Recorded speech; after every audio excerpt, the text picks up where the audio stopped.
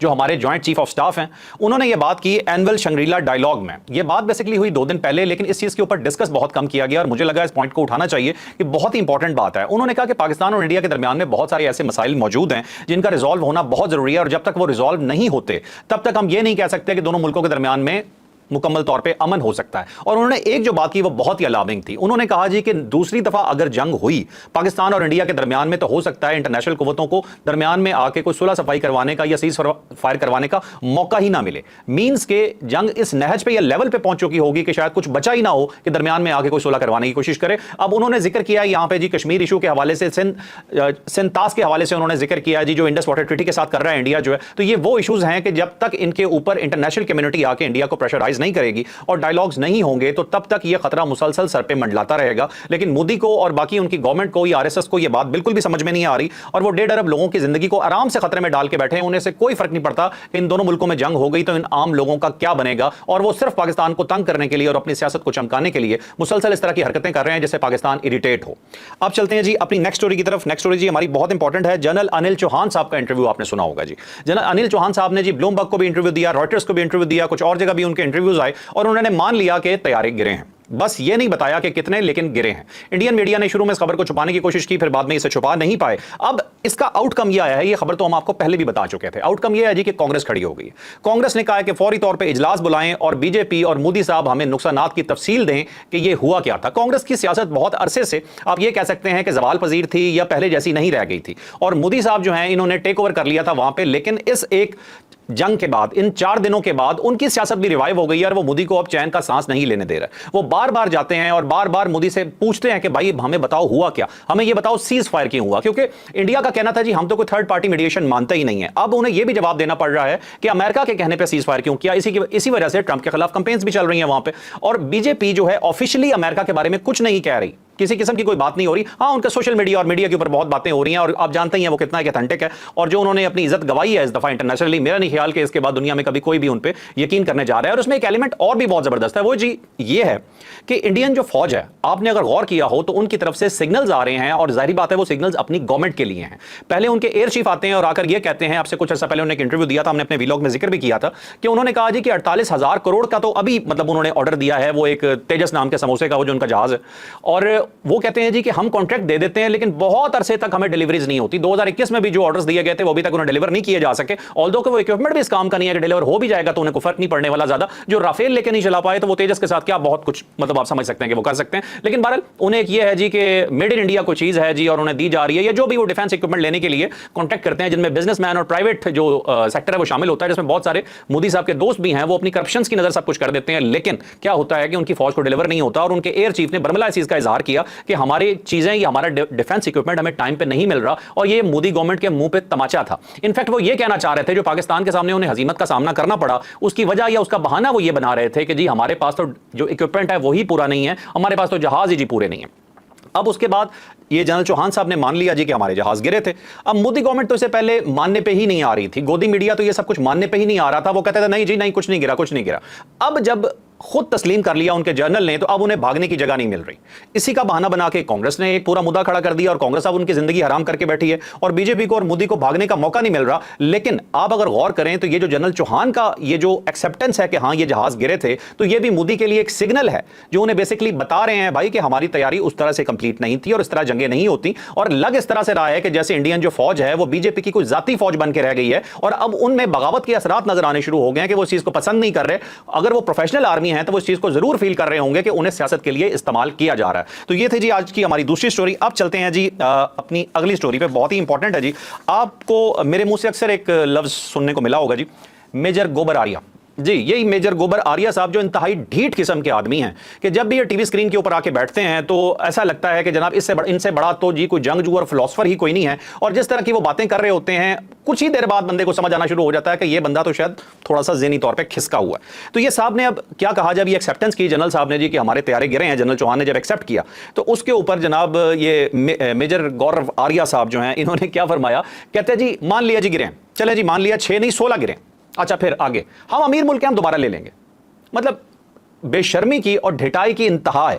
जंग में नुकसान नुकसान ही होता है, आप अमीर हैं या गरीब हैं, नुकसान नुकसान ही कहलाता है। और वो भी जब आप एयर सिक्योरिटी चाह रहे थे पूरी रीजन में अपनी, और आप पूरे रीजन में बदमाश बन के घूम रहे थे और सारों को ये कह रहे थे कि हम जितना तो ताकतवर ही कोई नहीं है, $86 बिलियन का बजट है उनकी फौज का, और उसके बावजूद अगर पाकिस्तान से आप थप्पड़ खा के वापस गए हैं तो आप कह रहे हैं क्या हुआ, थप्पड़ तो पड़ ही जाता है, ये तो जी लड़ाई का हिस्सा है। तो ये हालत है जनाब इन मेजर साहब की। मेजर साहब फरमाते हैं जी कि कोई बात नहीं, हम तो अमीर मुल्क हैं और ले लेंगे। मतलब अवाम के टैक्स का पैसा ना कौन सा इस मेजर ने खुद देना होगा और कौन सा मोदी ने अपनी जेब से देना होगा। अवाम को दो झूठ बोल के और बेवकूफ बनाएंगे। उनकी वो आरएसएस मेंटालिटी वैसे ही वहां पे आजकल उन्होंने ओवरकम किया हुआ है और आम लोगों को या शरीफ लोगों को थोड़ा डराया हुआ है, तो लोग बेचारे वैसे ही कुछ नहीं बोलेंगे, तो इनका जो दिल चाहता है वहां पे करते फिर रहे हैं। ऑल्दो क्या अब इन्हें कांग्रेस थोड़ी नस डाल रही है, वो इन पे प्रेशर डाल रही है, और जो वहां की सेन वॉइसेज हैं, जो समझदार लोग हैं, उन लोगों ने भी अब सवाल पूछने शुरू कर दिए हैं। लेकिन मसला यह है कि वहां पे जो भी सवाल पूछता है उसकी शामत आ जाती है और ये गोदी मीडिया और आरएसएस के लोग उसके पीछे पड़ जाते हैं। अब चलते हैं जी नेक्स्ट स्टोरी की तरफ। बहुत इंपॉर्टेंट स्टोरी जी। फ्रांस के एक प्रोफेसर हैं और इनका नाम है जी क्रिस्टोफ जैफेरलो। ये माहिर सियासियात हैं जी ये, और इन्होंने पाकिस्तान की तारीफ के पुल बांध दिए हैं जी।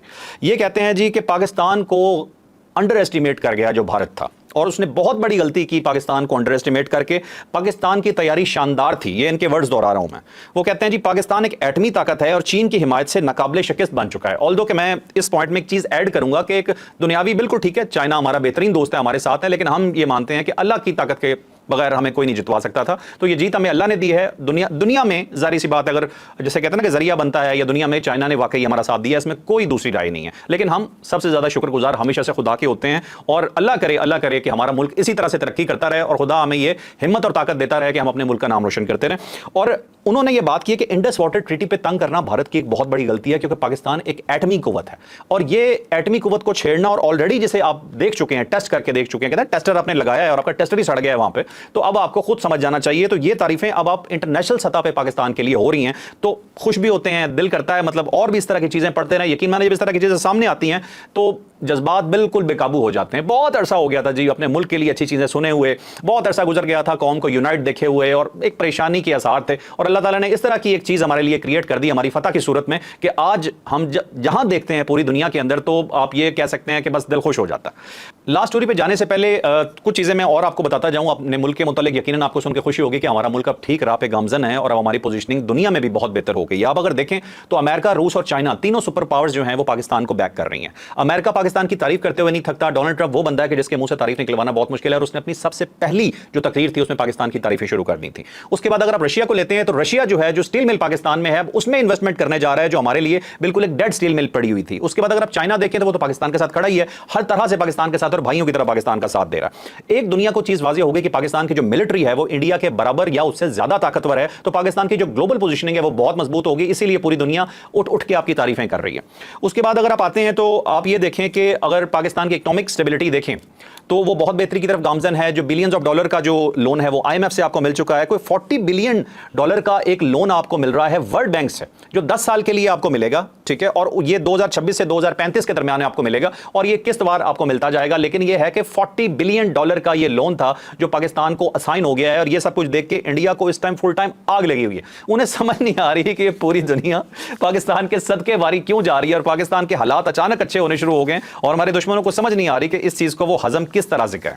और नाज़रीन अब चलते हैं अपनी 5वीं स्टोरी की तरफ। मैं ये नहीं कहूंगा कि ये जी बहुत कोई अच्छी स्टोरी है, बींगा पाकिस्तानी, मुझे थोड़ी सी शर्म महसूस हो रही है, और ये वो चीज़ है जिससे हमें शायद सबक लेना होगा। ये एक वाकया है जी, कराची में हुआ ये वाकया। वहाँ का एक पोश इलाका है डिफेंस, और वहाँ पे एक मोटरसाइकिल सवार थे। रात 8 बजे उनकी गाड़ी, एक जो उनकी बाइक थी वो एक गाड़ी से टकरा गई, और जिनसे टकराई जिन साहब से, उनका नाम था सलमान फारूकी।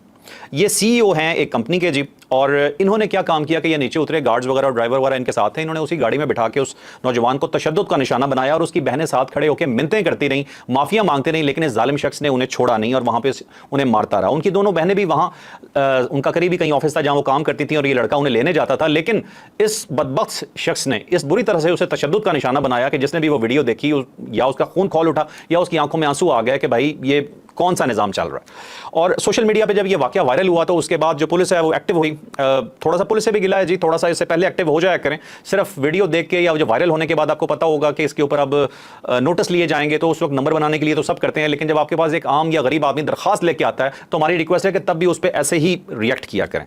तो ये एक वाकया था जी, इससे तकलीफ हुई देख के कि एक ताकतवर शख्स किस तरह से एक गरीब आदमी को देख के किस तरह से रौंदने की कोशिश करता है। मैं अक्सर ये देखता हूं कि गुस्सा हमेशा गरीब पे ही आता है, अपने से ताकतवर या अपने से अमीर पे पे आपको गुस्सा बहुत कम आता है, क्योंकि आपको पता होता है कि यहां आप पिट जाएंगे, खुद पिट जाएंगे। जहां आपको पता होता है आगे वाला कमजोर है, आपका हाथ भी वहीं उठ रहा होता है। अब जी चलते हैं जी अगली, इसी की इसी टाइप की एक स्टोरी है।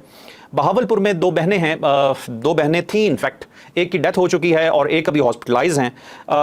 ये एक घर में मौजूद थी बहावलपुर में, और भूख की वजह से बहुत दिनों से उन्होंने खाना नहीं खाया हुआ था। भूख की वजह से एक का इंतकाल हो गया और दूसरी बेहोश थी, हमसायों ने बताया। तो वहाँ पे जब पुलिस पहुंची और बाकी इदारे पहुंचे तो एक को हॉस्पिटल मुंतकिल किया गया, दूसरों का जनाजा करके उनकी तदफीन कर दी गई। लेकिन मेरा सवाल सबसे बड़ा ये है, क्या हमें नहीं पता होता हमारे हमसाये में कौन रह रहा है? क्या हम नहीं जानते होते कि हमारे हमसाये में कोई भूखा है, कोई गरीब है? नहीं, हम जानते होते हैं, हम ढीठ हो जाते हैं।